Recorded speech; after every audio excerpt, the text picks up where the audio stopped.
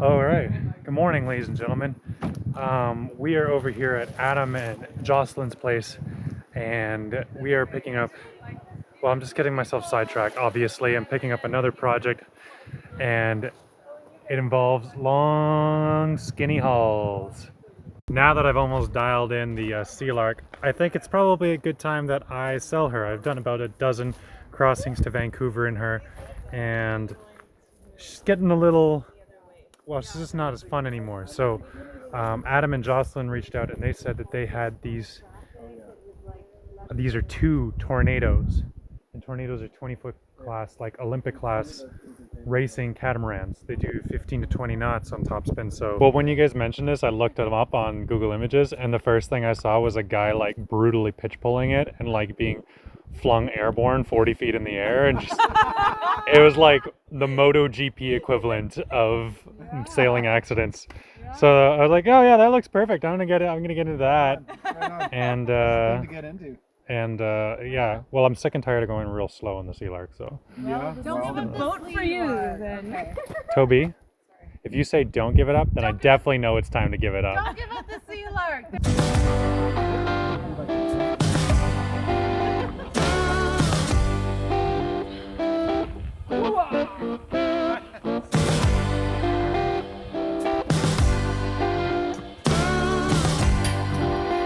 Sure, that's not important.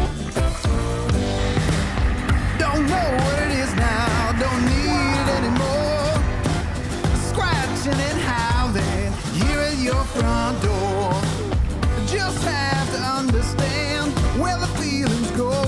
Alright, well, we got Sandy's help to unload these things, and now I have Eric here. We're starting with a scrub down and doing a quick inspection on these hulls. A little bit more thorough than I did at first. All the matches, watch the flames go high. I'm clearing out the ashes. I'll start another fire. Really gonna rub it in. I'm taking my chances, walking on the wire.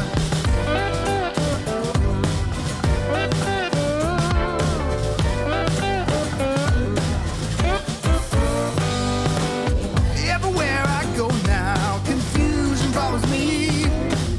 Only thing I know now is I got to be free. Good afternoon, ladies and gentlemen. I'm done work, and I'm gonna get back to work on the new racing cats. I'm not letting it totally derail my life. As you can see, we've laid on some more glass this morning at low tide. Starting to clean up the side of this boat piece by piece. But since the tide is up and the wind is up, I think I'm gonna do a little bit of catamaran repair before I get back to sanding this thing.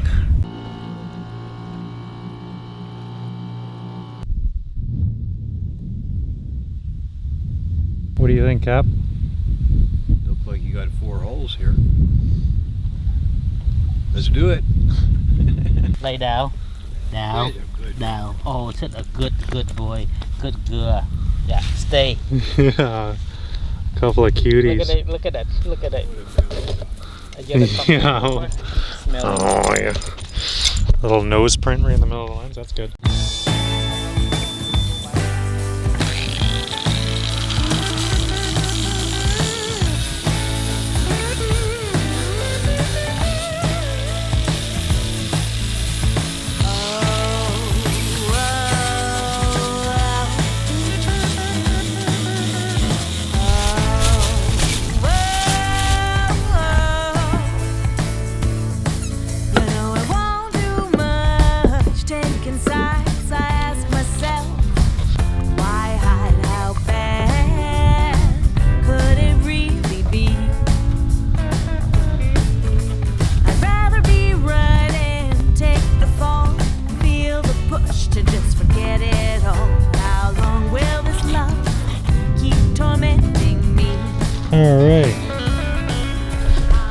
Alright, ladies and gentlemen, we did the glass work, and then I had a lot of leftover epoxy, so along the end I just started putting like interfibe and epoxy mixed together to just kind of like give ourselves a little bit of a strip down here, something to sand back and give a sharper edge.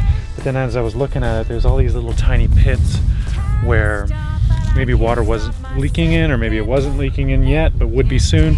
Anyway, it was a good thing I did that because I think it's gonna add strength. So I did the strip all down the keel of all 4 hulls. The glass, it's gonna take a while to set up, but yeah, at least we got a solid basis upon which to go fast.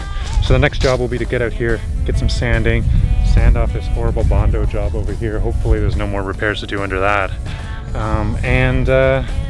Yeah, then we'll be able to do some Pro-Fill with epoxy, which is a sanding medium that allows us to get a very smooth finish. So that will be tomorrow's job. But for tonight, I'm gonna let these guys sit and get it back out to my boat, and I'm gonna walk Honey and make some dinner.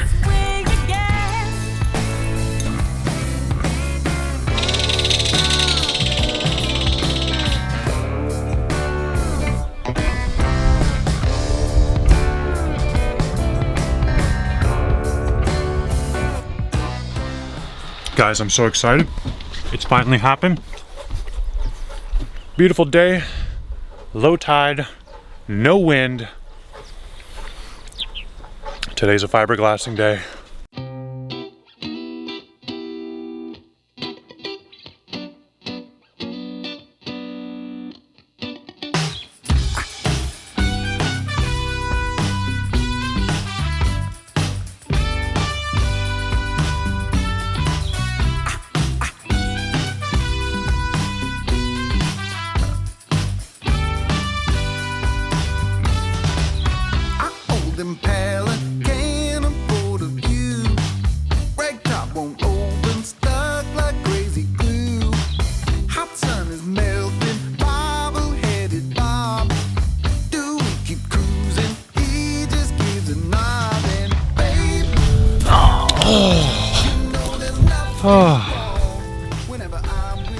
I'm exhausted. As you can tell, the wind did pick up, and then it flung some epoxy around, and working on that patience thing, being a more zen person, working epoxy and glass as Mother Nature wills, and did a bunch of sanding that I didn't film, and I'm just exhausted. Today's definitely a double whiskey kind of day. But before we get to that, I've got to go sand the epoxy job I did yesterday and do some Pro-Fill, because although I just want to relax, I ain't got no time for that.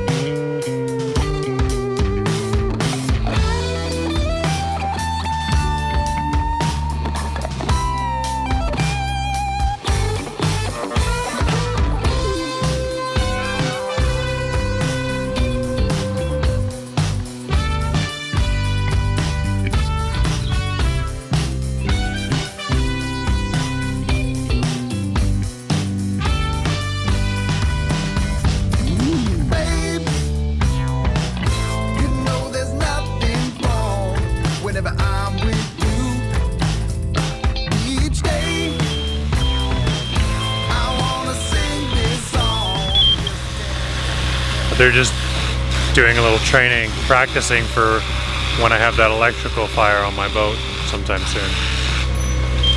Well, here's hoping not.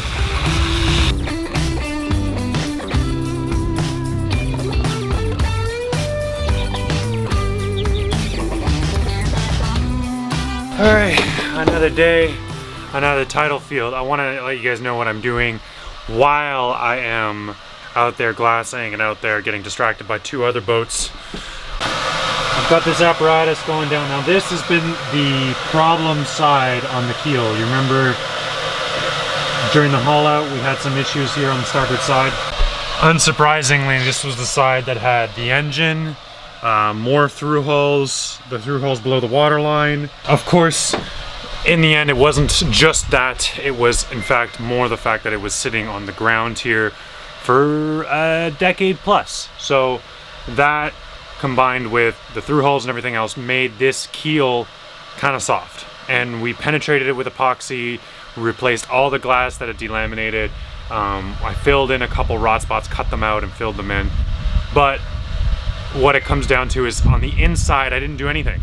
I just worked the outside, and there's still holes up here. So I was still getting a little bit of fresh water every time it rained down there.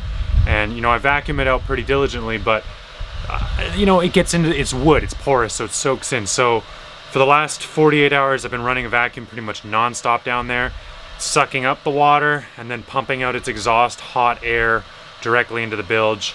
So we've got no water, standing water down there at all, anywhere. And it seeps out slowly out of the wood, you know, as you're like vacuuming up more and more. So now today I have a space heater going on and another fan to bake it out. Now all the water that's coming out, that's just the stuff that was soaked into the wood. It is sealed from the outside. We do have 7 layers of fiberglass there, so it's not penetrating through the epoxy and coming in that way.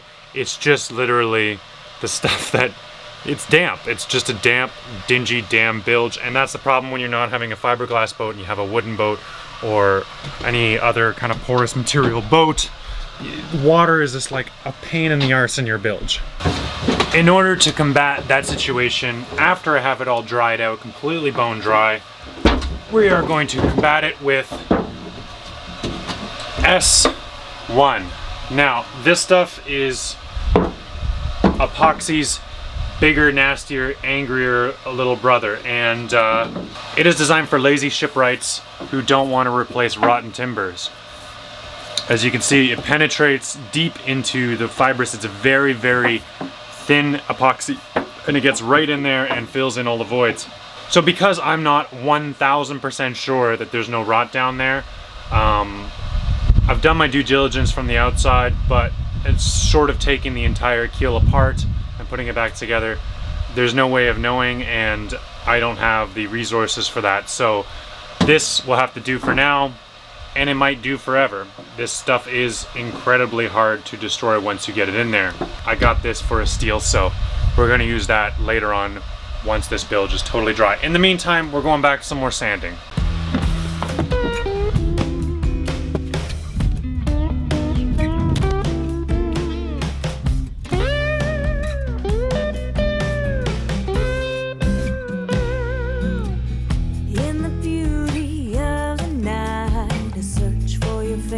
In the firelight, wanna show you so many things. See the sparks fly in the summer wind.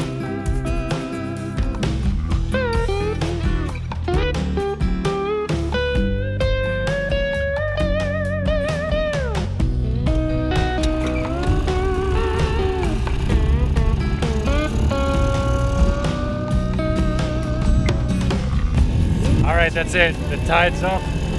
Sanding is done. Port side hull is completely sanded now.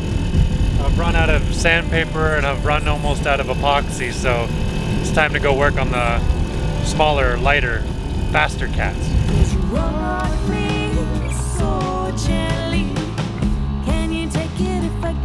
So I'm actually leaving really soon. So Patrick's here helping me today again, and we're gonna try and get these done, the fairing all sanded up, seal them up enough that I can get them into the water, because this situation, it's not gonna last.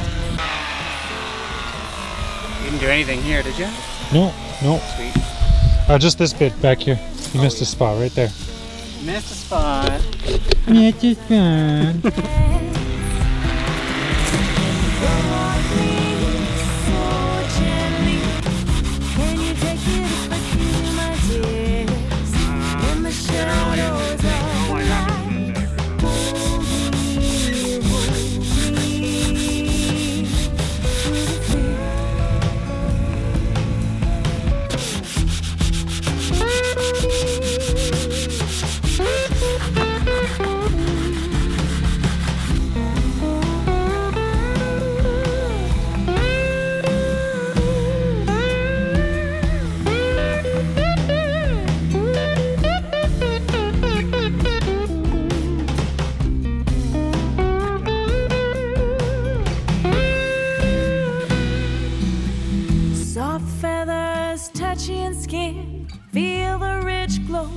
queen within. Childhood flies on colored wings. Forgotten dreams. All right, we got the paint on. It's not like a really fine detail, perfect job, but its job is mainly just to seal it up while so we can put it in the water and not have to do any UV damage to the glasswork we just did. I've also made a giant mess of my neighbor's lawn here, so I'll be cleaning this up and getting back out to the boat. Oh, I can feel the last few days in my spine. In the shadows of the night, hold me. All right, sorry about the lack of video today. I am having a very stressful time because I have to leave today and head off on this big trip that I'll start next episode. But today's the end of the, I guess I'm just gonna try and wrap this one up real quick. Things don't work out the way you want them to. I wanted to get these things in the water, these sailing cats. It didn't happen. I wanted to get all the hulls finished and glassed. It didn't happen. I just don't have the endurance, the strength, the money, the time, the million other reasons and excuses I can give you, but at the end of the day, it's just not getting done, and I'm exhausted. I'm tired, and I'm sick of having these panic attacks, and I just want to go lay down in bed and not talk to the world for another couple weeks, but instead I'm going to travel to Iceland and to Germany, and I don't have the time or money, but I'm going to make it happen anyway. Because if I don't, then I'm never going to travel or do anything, and life is just like this. It's chaos, and you got to make it work. So we're going to make it work. So yeah, that's it. I'm not the boat building legend I'd like to be. I wasn't able to just slap these things together and sail them off into the sunset. I wasn't able to do everything I want to do, but we're gonna get our feet wet. We're gonna do a little traveling, and hopefully I'll come back to the boat recharged, renewed, and ready to kick ass. All right, thanks for watching. Good night.